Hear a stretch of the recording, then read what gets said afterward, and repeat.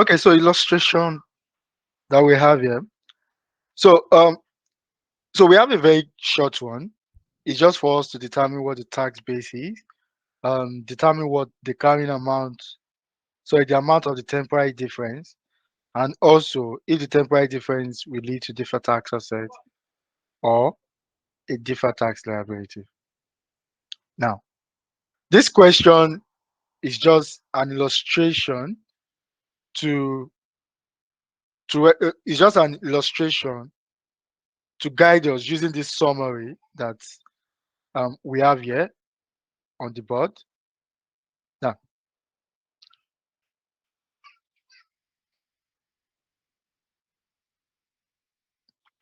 interest receivable has a carrying amount of 300. The related interest revenue will be taxed on a cash basis. Now, don't forget, we are looking at what? We are looking at three things: the tax base, the amount of the temporary difference, and whether the temporary difference will result in a deferred tax asset or what? Or a deferred tax liability. Now, let's go. I'm just going to, this is just an illustration to show what I have in this summary. So I'm going to have my carrying amount here. I'm going to have my tax base. Yeah. Then I'm going to have my temporary difference.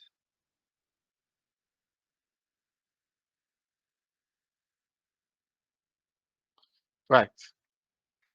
Now, and with this, we already have our question halfway solved. We have the tax base asking the question, and what is the amount of the temporary difference? So take notes. Now, the first one is interest receivable. So let me put here item. So I'm going to have my interest receivable. Now, I mentioned earlier, right, that the carrying amount of an asset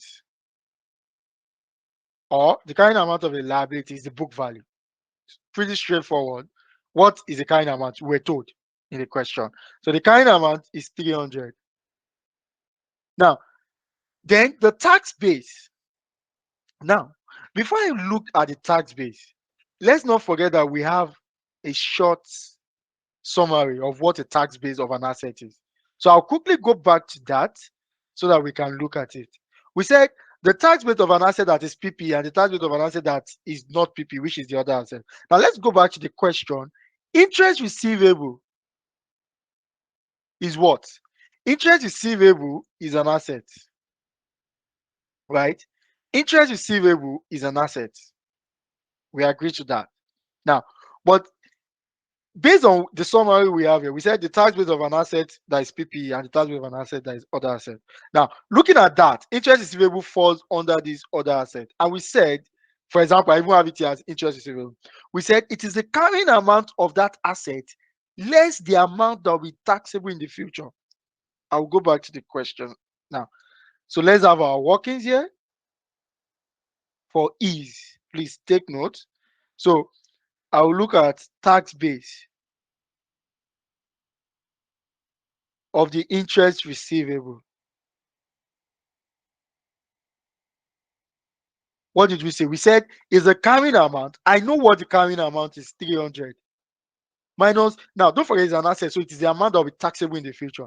I know the carrying amount, 300. How much should be taxable in the future? Let's look at the question. They said the related interest revenue will be taxed on a cash basis. Now, it is receivable. That means you've not received it. Now, 300 is receivable. You've not received it. Now, the question is, how much are you going to be receiving in the future? 300. So the tax base of my asset is 300, the carrying amount, minus the amount that will be taxable in the future, which is what? 300. Now, it does mean that the tax base of this interest receivable is what? Is it nil, 0. So I come here, I put nil. Now, what is the temporary difference? The temporary difference is what? 300 minus 0 is what? Is 300. That's simple as ABC. Now, I go to the second one. A machine costs 400. Now, for tax purpose, depreciation of 120 has already been deducted. That is the total capital allowance. Total tax depreciation has already been deducted. 120 has already been deducted in the current and prior period altogether. And the remaining costs will be deductible in the future, right? Either as depreciation or through a deduction on disposal. But the carrying amount is 320. So I come here, they said is a machine. The carrying amount of the machine is 320.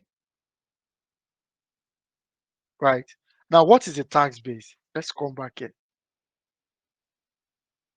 Now, for the tax base, we said the carrying amount of a tax, sorry, the tax base of a PPE is a tax written down value. Don't forget, that was what we illustrated here first. We said tax written down value, which is the cost less the capital allowance. Now, let's go up. Now, what is the cost of the asset? The cost of the asset is 400. Now, what is the carrying?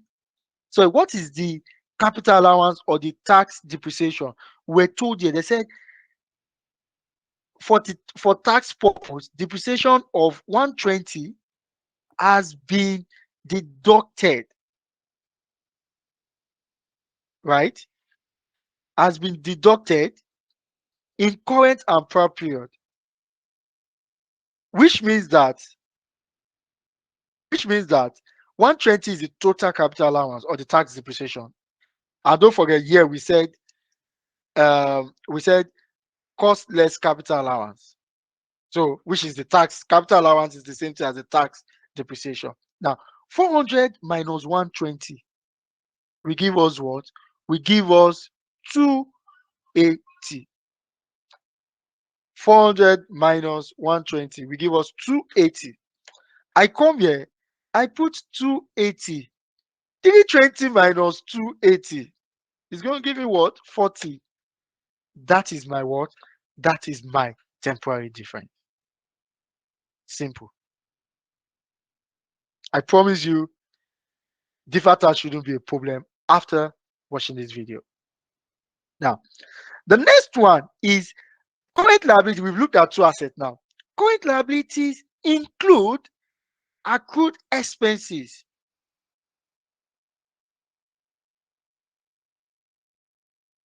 So that is the first thing you identify. Is there an asset or a liability?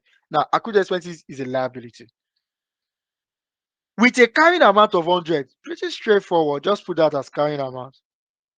Then I said the related expenses will be deducted for tax purpose on a cash basis. Now, look at this liability. They said deducted. Asset, they said taxable. Take note of that. Now, they said the amount that will be deductible in the future is what? Is on cash basis. Now, let's go back again. How did we say we are going to get the tax base of a liability? We said the tax base of a liability is the carrying amount of that liability, right? Less the amount that will be deductible in the future. So I come here, tax base of accrued expenses. We said the carrying amount. How much is the carrying amount? The carrying amount is 100 less amount that will be deductible in the future. They said the related expenses will be deducted for tax purpose on cash basis. Now, don't forget accrued expenses you've not paid. So the tax man is saying that I don't know what you are saying. You've not paid. In the future, you are allowed to deduct the 100. So the amount that will be deductible in the future is the 100. Indirectly, we are saying that 100 minus 100, which is the 0, is our tax base. Now, don't worry. You might say, oh, is this how it should just be 0, 0? No, it's not going to be 0, 0 all the time. Let's look at the next one. Maybe that will give us a bit of a better understanding. Current liability include accrued expenses. Now, this is the third one. Yeah, this is the third one. So let me put this one. Accrued expenses 1. accrued expenses, or let me say accrued expenses C, right?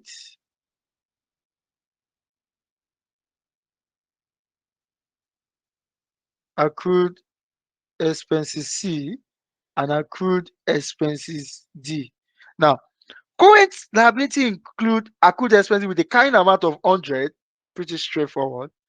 The related expenses has already been deducted for tax purpose. Now, let's come back here. This is C, then accrued expenses D. We said the tax base of a liability is a carrying amount, 100, less the amount that will be tax deductible in the future. Now, this question, they are saying that the related expenses have already been deducted, which means that in the future you are not deducting again. Now, it means that you are going to have what, zero as deductible in the future.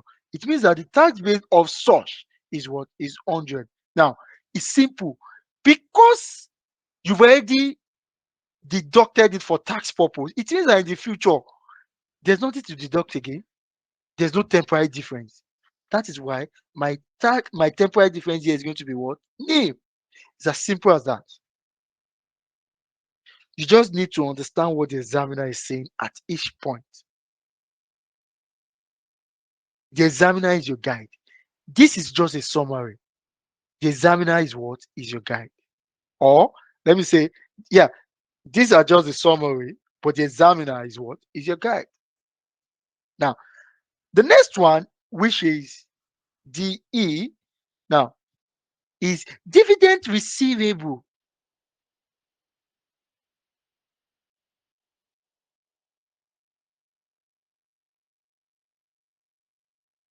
Dividend receivable have a carrying amount of 200 as usual. Now, what is the tax base? Now, dividend receivable is what? Is an asset. So we are going to go back to just the way we treated interest receivable. We are going to say that the amount, the tax base of an asset that is not PPE is what? The carrying amount. So I come here, dividend receivable, the carrying amount, which is 200, minus the amount that will be taxable in the future. Let's now see what they said there. They said the dividends are not taxable. It means that is zero amount to be what? Taxable in the future. It means that 200. Now, that means there is no temporary difference. This will also take me back to temporary difference and permanent difference. Now, because it will never be taxable in the future, this is to a large extent a permanent difference.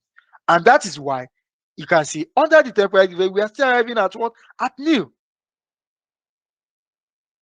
Because we're told that the dividends will not be taxable in the future.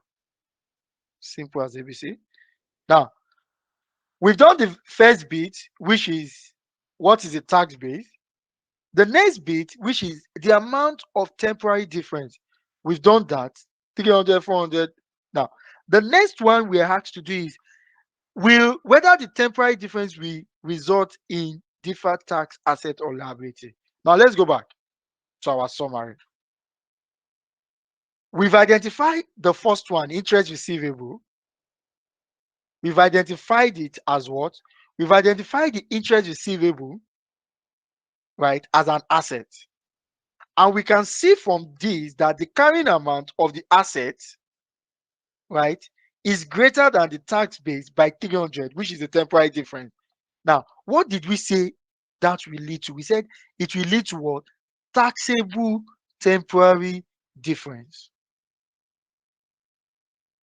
TTD.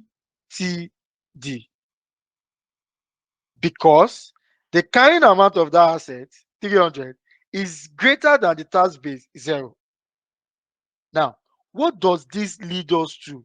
We said this should lead us to what? Deferred tax liability. Now, this should lead us to what? Deferred tax liability. Right? So let me just create a space.